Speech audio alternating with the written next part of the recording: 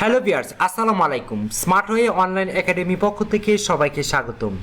আজকে আমরা আলোচনা করব ওয়ার্কিং প্লেসে উঁচু মন মানসিকতা কিভাবে গড়ে তুলবেন, অর্থাৎ আপনি একজন কিভাবে ভালো ব্যক্তিত্ব হবেন, মহৎ একজন ব্যক্তি হবেন, সেই বিষয়টি আমরা আজকে তুলে ধরার চেষ্টা করব। ওয়ার্কিং প্লেসে আপনি একজন ভালো লিডারশিপ, ভালো ব্যক্তিত্ব সম্পন্ন লোক কিভাবে নিজেকে ইমপ্রুভ করবেন, পার্সোনাল ইমপ্রুভমেন্ট নিয়ে আমরা আজকের এই ভিডিওটি তৈরি করেছি। অবশ্যই ভিডিওটি শেষ অবধি দেখবেন।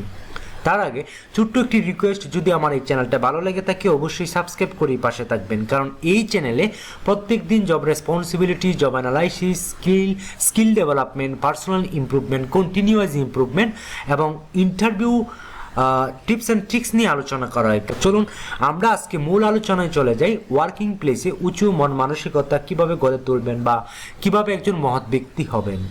মানুষকে ছাড় দেওয়ার মনোভাব পোষণ করতে হবে। আমরা অনেক সময় অনেক বড় পজিশনে থাকলে আমরা ছোটোখাটো বিষয়গুলো মানুষকে কষ্ট দিই, কথাবার্তা হার্ডলি বলি।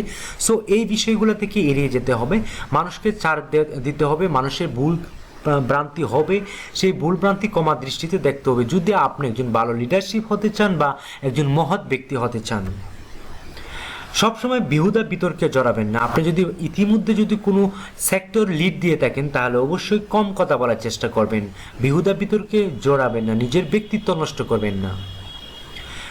মুখে একটি অমিলিন হাসি রাখবেন। একজন ভালো লিডারের বৈশিষ্ট্য হচ্ছে মুখে সবসময় একটি হাসি রাখবেন এবং প্রত্যেক মানুষের সাথে যখন কথার বিনিময় হবে তখন মুখে একটি ছোট্ট একটি হাসি, মলিন হাসি দিবেন, যাতে পজিটিভ বুঝায়, আপনাকে যাতে ভয় না করে, আপনাকে যাতে ভিতর থেকে ভয় করে, ভিতর থেকে সম্মান করে।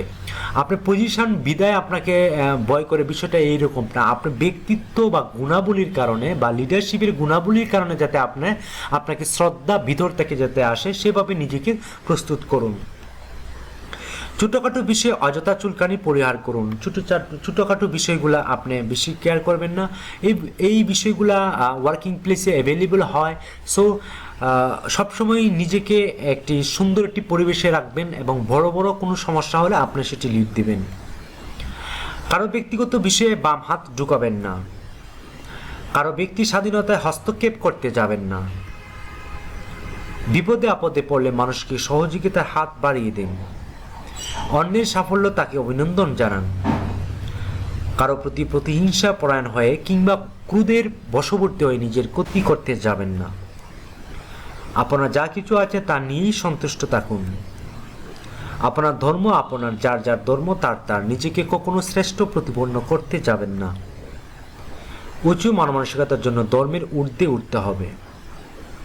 মানুষের সাথে বিনা কারণে কিংবা কার্যকারণেও ঝগড়া করা যাবে না।